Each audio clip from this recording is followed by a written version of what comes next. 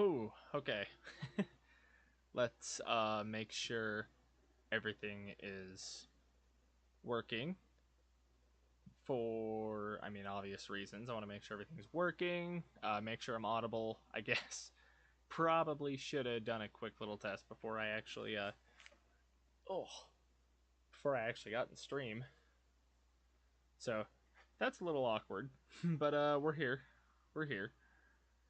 Whew, alright. Broncos country, we gotta be feeling good here. I mean, after man, I don't even know how to start this. Jeez, I'm jittery. I'm jittery. Whew. All right, Broncos country, we are feeling great. We're feeling great. Broncos dismantle the Panthers at home by a score. I need to move my ukulele. Hang on. That's getting like reverb. I guess I can check my audio right here too.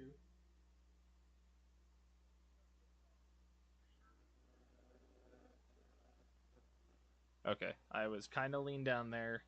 My phone's on the floor. Oh, jeez. This is a mess. This is a mess. Okay, maybe I go in, turn my gain up just a smidge because I don't have my mic right in my face. Okay. Okay. Okay. So, oh man, this is a mess. So, yeah, Broncos dismantled the Panthers at home by a score of 28-14. That was one of the best watches I've had, even if there were some moments that you really don't like to see that I will get to later, that Sean Payton has already got to. And the rumor mill is kind of abound. So today in this episode of Crushin' It, we're doing it live. Not to mention, I am going to recap this Panthers game, do some analysis, again, live, so hopefully we get some people in the stream. we are going to preview and look at some of the trade rumors, maybe some of the trade candidates that Denver could trade for, and maybe trade away to get some of those guys. And then we are going to preview this Baltimore Ravens game because I think it is a lot more competitive and a lot more interesting of a look than a lot of people think. So, with that being said, hope everyone enjoys the stream. If you come in at some point or if you're watching this as the VOD, I sincerely hope you appreciate it. Readjust. And with that being said, yeah, let's just get right into things. No sense in not doing so. So yeah, 28-14, and that moves the Broncos to 5-3 on the season. That is by far their best start since 2016. And man, I remember that season too. That season was wild. Just at least in the start. I mean, I want to say at this point of the year, or maybe not, but there was the Saints game where Simmons jumped the center to block that PAT. There was, let's see, there were some good games. That's such a long time ago. That week 1 opener was a certified hood classic. Ugliest game I've ever watched. And Denver really got lucky there. Denver should have been 8-8 that year if it wasn't for Graham Gano missing a field goal. So, thank you, Mr. Gano. That was very cool of you. I am going to pull chat into a different tab. And we're going to come over here. Make sure OBS is still good. OBS is still good. Wonderful. So, yeah, we are in a very good spot right now. Denver is. And I'll get to some of the playoff picture stuff later. We have a game to recap. I need to get back on track. 5-3 start after a 28-14 trouncing of the Carolina Panthers that should have been at worst, I think, 35-7. This game easily could have been a lot worse than it actually was, and the Broncos offense actually looked competent for once, which was a really nice change of pace. Wasn't perfect by any stretch, but it was a really encouraging game. Bryce Young got a bunch of yards in garbage time, but he ends up going 24-37, 224, 6.1 yards per completion, 2 touchdowns, 2 picks, which again got a lot of that on like a 95-yard garbage time drive. Rush game for him wasn't super good. Chuba Hubbard only goes 15-56, so he averages 3.7 on the ground. Miles Sanders, 1 carry, 7 yards. Bryce Young ran it 3 times to not die.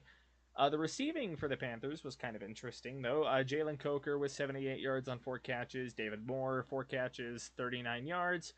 I forgot to mention Coker had a touchdown.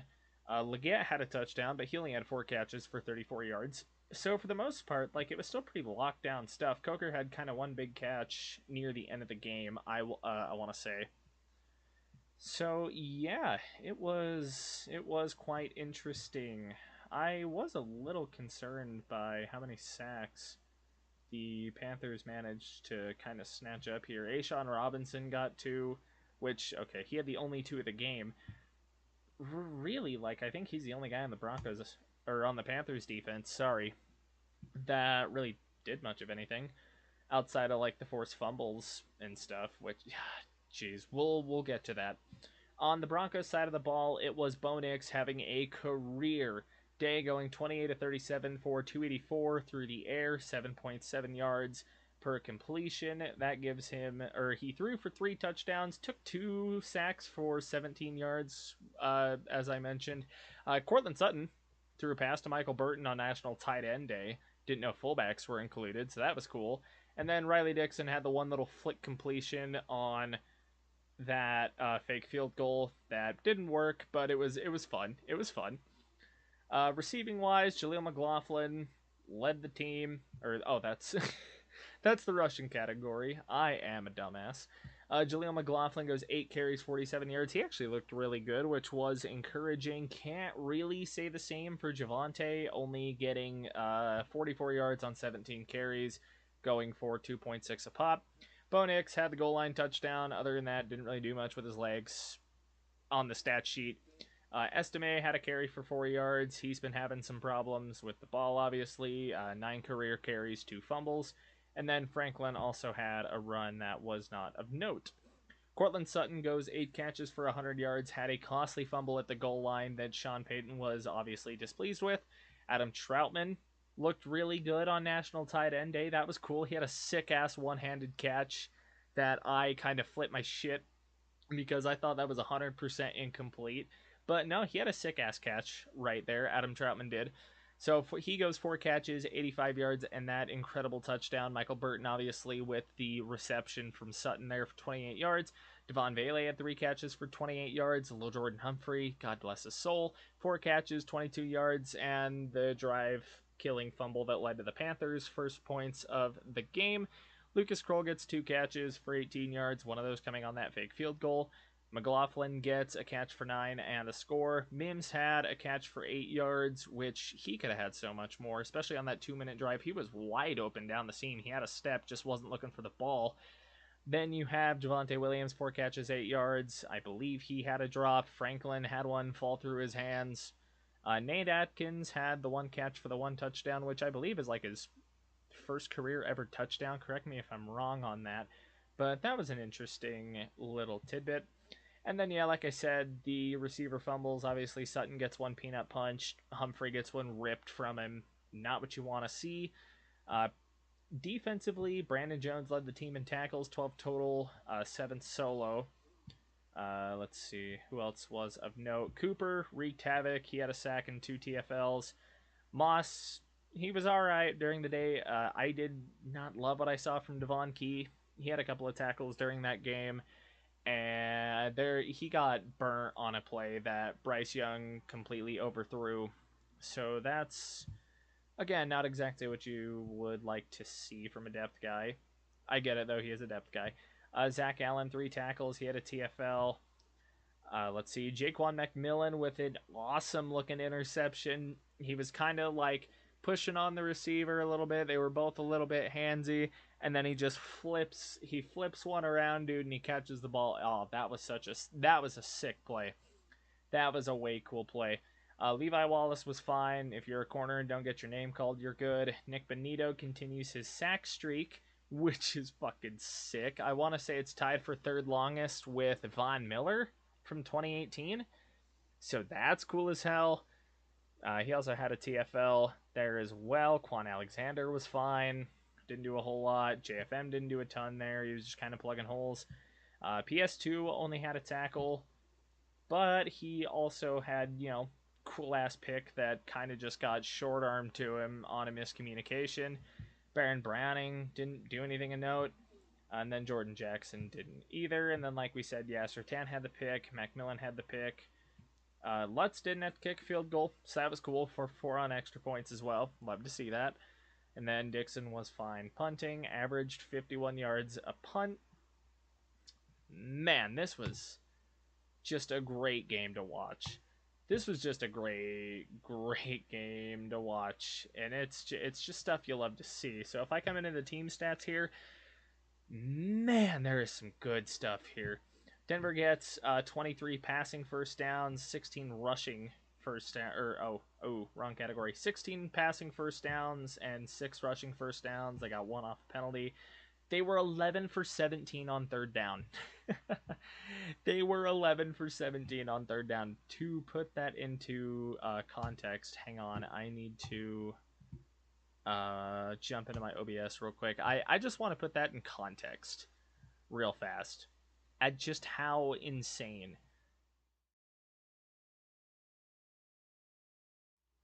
Made a new scene by accident. That's not what I wanted to do. I wanted another source over here, so that was a dumb thing. Sorry, I suck at OBS. No. I just want to put something into context real fast. So let me go find that. Here we are. Okay, so here's what we're working with. This has been the Broncos' third down conversion rate through the first 7 weeks, and this does go to New Orleans as well. So at that time that I recorded it, the average, at least what I think was the average, that was 38.43%. They didn't even sniff that into, I mean, you could argue week 3, kind of, but they were still out by like 7.5%. They did sniff it against New Orleans, 4 for 11, so that was some improvement. Notice how much difference one conversion makes here in these, just in these ranks here in these percentages. So to have a game where they go 11 for 17 on third down is nothing short of a goddamn miracle, dude. I could not believe that stat when I saw it. So that was really cool. They were 1 for 2 on fourth down. So that was, I mean, that was fine. The one was obviously that they missed was the fake field goal. But I mean, 5.5 yards a play. They had 298 passing yards all totaled up. Lost 17 yards on sacks. So sucks. They had a really inefficient 100-yard day with a couple of different backs. Like I mentioned earlier, Javonte Williams wasn't great. Jaleel McLaughlin was actually pretty sparky, so that was nice to see. They go 4 for 5 in the red zone, which was amazing. The penalties weren't all over the place. They evened out the turnover differential with 2 picks to the Panthers, 2 fumbles, and then, nothing to note on special teams all that much. And man, by all accounts, here's the thing. The Broncos played a better defense this week than they will against the Ravens. And that might be the craziest thing to me. But that is kind of the trend here. I'm going to go pull this up on ESPN real fast because this is so at least by a passing defense. But from a passing defense standpoint, the Baltimore Ravens are the absolute worst in the game right now. Their total defense does get saved a little bit by having the league's best rushing defense, but there is not a lot saving them here. Even that much. They are allowing 361 yards per game total, which puts them at, 29, 27, 25, or 31, 29, 27. So they're the 25th ranked defense. I have this in my notes. What am I doing? So yeah, 25th ranked defense. They are in yards per game. They are dead last in passing yards per game. And if I go pull that up, I can go get an exact number. 291.4, whereas the Panthers were a couple spots higher at 232.9, which, or at least up to this point, they are. So the Ravens are by far a worse passing defense, and I know they've I want to say I've heard that they've had some issues over the middle, and that's going to be paramount this week because the Ravens' rushing defense right now is insanity. So for all the flack their pass defense is getting, their running defense is holding up that end of the bargain. They are giving up just about 70 yards per game, which is tops in the league by 10, 11 yards. So we go look at points per game here. Points per game, they are 26th, which is in part due to their awful pass defense. So that's tough, I suppose, if that's kind of how you want to see that. Let's see. I am losing my tabs here. But yeah, so that's, like I said, so getting the passing game going next week is going to be paramount because the Ravens' running defense is fucking amazing, and Denver they have an okay rushing attack. It's nothing special. They are 14th in the league rushing wise. The Broncos are on offense, so they are going to have to, of all things, by all accounts, lean on probably a play action game, kind of try and get some intermediate stuff over the middle to be able to open up the running game a little bit. Because, I mean, yeah, the Ravens are snuffing out the run, and then they're running the ball well themselves. And this is going to be a huge test defensively for the Broncos. They are third ranked in yards and points a game.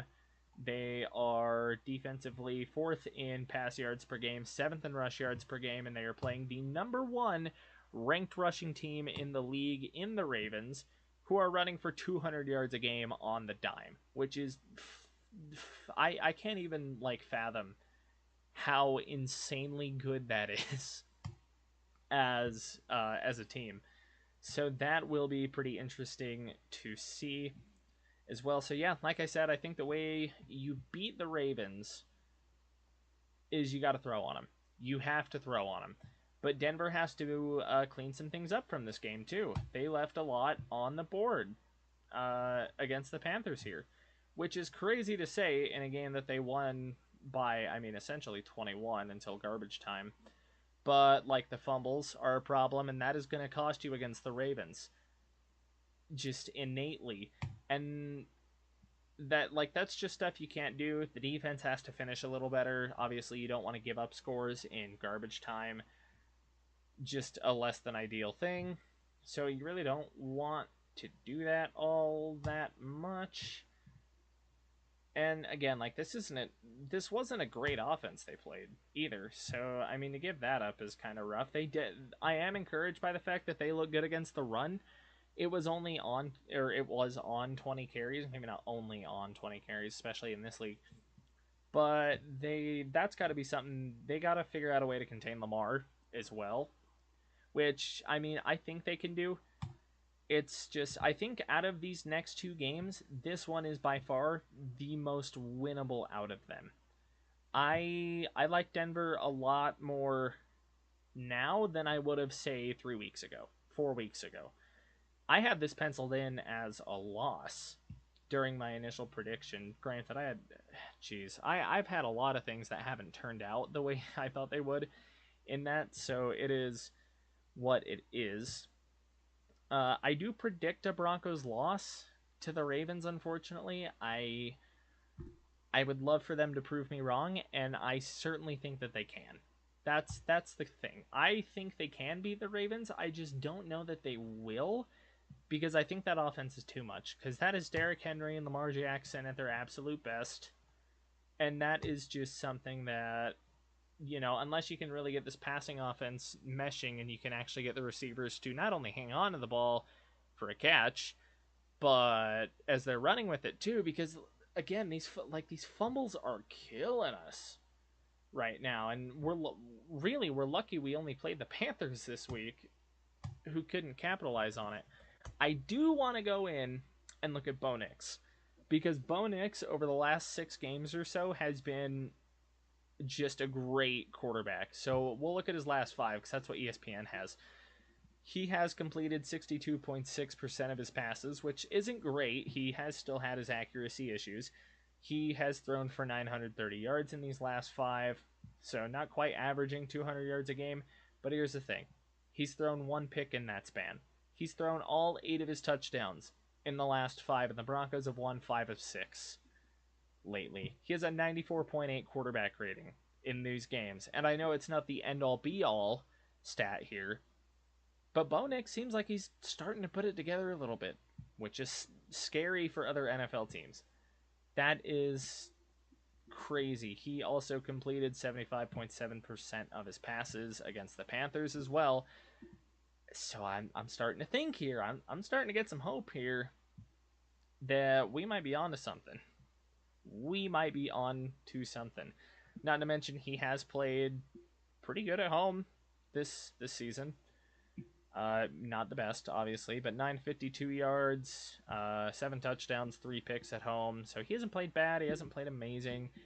Up to this point, 1,500 yards, just over 8 touchdowns, 5 picks, which if I were to go in and look, I want to say he's playing better than Mahomes right now.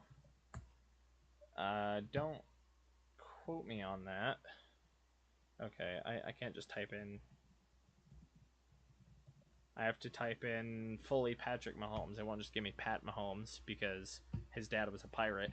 So yeah, so Nix and Mahomes are tied for touchdowns. Mahomes only has like 100 more yards. He's got 9 picks right now. Mahomes does. And he's just not playing as good. He does have a higher completion percentage. Hasn't been nearly as great in the last 5 games compared to Nix. He's projected by ESPN to have more picks than touchdowns, which would be wild. Granted, he doesn't really have a wide receiver 1. I don't actually know if D-Hop played against the Raiders. We can go look at that too. Anyways, the way that I'm seeing it right now is if the Browns offense led by Jameis Winston can put up 29 on the Ravens, or however many they put up. Jeez, you can tell I was... Yeah, they put up 29 on the Ravens with Jameis Winston. If Jameis Winston can go for 334 and 3 touchdowns against the goddamn Baltimore Ravens through the air, Bo Nix could easily go for a similar stat line. Sean Payton's just got to let him cook. And I think this Panthers game is a huge confidence booster for him in that regard, because if you get a guy confident and you get him going, then you are going to have a great chance to go take down a team with, like I was saying, the worst passing defense in the NFL. And it's not even close. All right. Now that the analytical part is done, I do want to go look at some stuff because I think there's some funny shit right here. Sean Payton basically told the Panthers that it was a fucking skill issue last week. He had this altercation with JC Horn. Horn was getting all mad, saying they were trying to run the score up. And so this is a quote, and this is from Sports Illustrated journalist who wrote this. This was Chad Jensen. So Chad Jensen of Sports Illustrated wrote the article. So let's, yeah. Where is the, okay, so I'm just trying to find the actual quote of just like play better. Okay. Whatever the case, basically Payton told him skill issue, your ass, told him to play better, said they didn't have a good offense, which they wasn't, or which they don't. It's not a good offense that they played, and he said as much in a quote. It is not a good offense that we played. It's just the truth. Not the, best display of sportsmanship, and that is something that Chad said as well, so credit to him. In that Sports Illustrated article, he would go on later in that press conference to say that, of course, they're going to play in bigger games than this. And right now at 5-3, hell the fuck yeah, you are, Mr. Payton. So that is, yeah, so Denver's got a rough stretch of schedule coming up. Obviously, you have the contending Baltimore Ravens. You have Pat Mahomes and the Chiefs, which, I mean, they're not playing nearly as good as they have ever, but they're 7-0. They're undefeated. This team is dangerous still. This is Patrick Mahomes, who is just kind of a dick to the Broncos. And even if you are 1-0 in the last one game, fuck off. It's, you can't overlook that game by any stretch of the imagination. So it's Ravens, Chiefs. Both of those are road games. And then they come back to host Atlanta. And man, Atlanta is playing some good fucking football right now. Let me get back to where I was, because I gotta go see where just their offensive rankings are right now. That is not what I wanted to go to. Here we are. Yeah, Atlanta's got a damn good offense right now. At least I thought they did. Yards per game. Hang on. Oh, okay, they do. Okay, so yeah, they are, let's see, second, fourth, sixth. So 7th in total yards a game. They are 6th in pass yards per game. I don't think they're as good on the ground. Just worse than Denver at 15th, so above average rushing offense. And then points per game wise, they are top half of the league. So that'll be an interesting tilt as well. Especially if Denver's coming in like 1-1 stretch, you get the confidence beating Baltimore. And then here's the other interesting part is Atlanta doesn't have the greatest defense. I want to say they're just below average in yards per game. I'm not going to count all this. As a secondary in pass yards per game, kind of the same deal. They look a little below average, just taking this at a glance. Rush defense isn't super great either. It is bottom half of the league, probably bottom 13. So this, that's a very winnable game against a quality opponent for Denver there. And I really think that they have a chance to potentially win that game. Grab some water. Oh, yeah, I've been talking for half an hour and haven't had any water. Hasn't felt like half an hour, I'll tell you that much. So then what else do we got? Well, buddy boys, it is just about midway through the season, and you wouldn't believe it when I tell you the Broncos are in the fucking playoff picture. So KC holds the 1 seed right now, 7-0. That's pretty obvious. Houston with the 2 seed. Buffalo in the 3 seed, both teams 6-2. Pittsburgh at 5-2 of all fucking places, or of all records. That's wild. They're leading the AFC North right now. And then who's that in the 5 spot? Who's that in the 5? The Broncos are in the 5 spot. And that's really a testament to Sean Payton's coaching. He has done, I think he's been working miracles with this team right now. And it's crazy. They've won 5 of 6 after an 0-2 start. The defense is playing lights out. The offense hasn't caught up, although I think Nix is starting to get his feet under him. So with that in mind, I do want to go look at who Denver has ahead on the schedule just to kind of close the season out, because all Denver needs to do is beat the bad teams. That's all Denver has to do is beat bad teams. Whoa. All Denver has to do is beat bad teams. They don't have to do anything else. They don't have to have any huge statement wins, though that would be cool. They do not have to do anything crazy, and they've got a path to the playoffs because they started out fast through the first 8 games. We're not 3-5 through 8 like we were last year. We're the opposite. So again, you got the Ravens in Baltimore, Chiefs at Arrowhead. You've got Falcons at home. You have your road tilt with the Raiders. You come back to play the Browns. That's a winnable 3-game stretch right there. Falcons would probably be the toughest out of that unless the Browns start rolling with Jameis behind. But then you've got Colts at home. You have Chargers on the road, revenge game. You have Bengals, whose defense is playing horrible, and then you close it out against the Chiefs. At 5-3 right now, I mean, let's say they come out of this next stretch 5-5. Maybe you get 3 in a row here with Falcons, Raiders, Browns, 8-5. Maybe you could drop one, and then it's just AFC opponents. So really, I think you win 2 out of those final 4 games, and you've got a path to the playoffs. Denver has to keep playing good football, don't get me wrong. But man, how do we start talking if they beat the Ravens? If they beat the Chiefs once? If they can lock up one against the Chargers and split that series? Gentlemen, ladies and gentlemen, non-binary and all in between, Broncos football is back. We are competitive 8 weeks halfway through the season, and that is something that I have not been able to say in so long.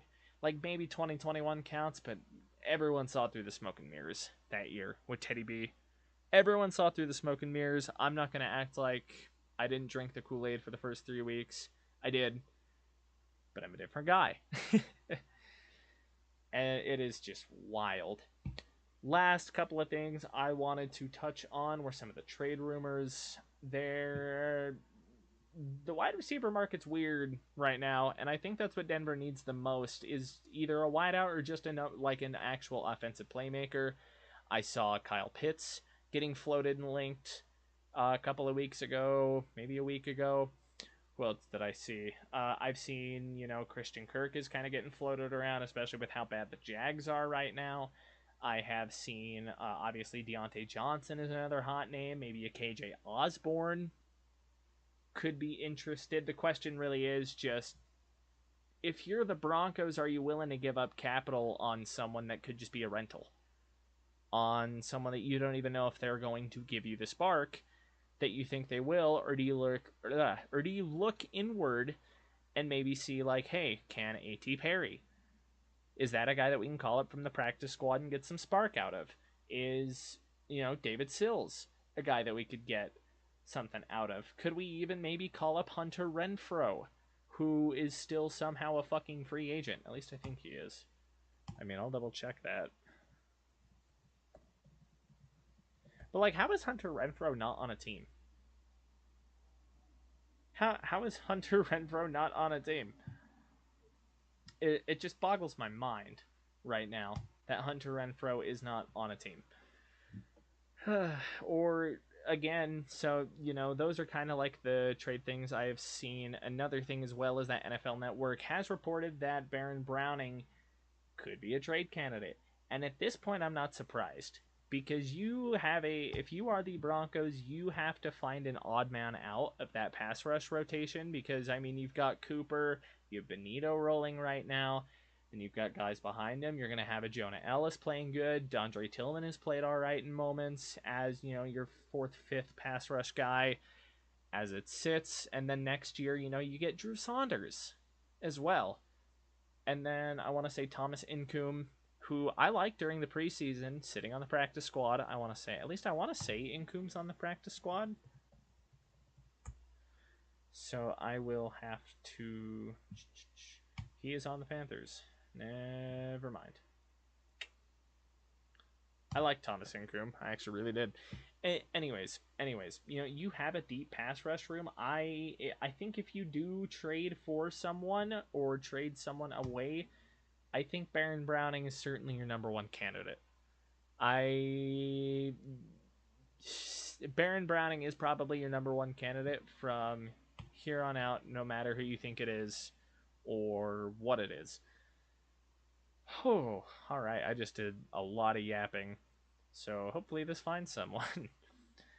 Because it would be sad if it didn't. But with that all being said, whether you watch this live, whether you found this on a VOD, I sincerely hope that you enjoyed what you saw, you agreed with what I said, and if you didn't, let me know down in the comments. Let me know in the comments below.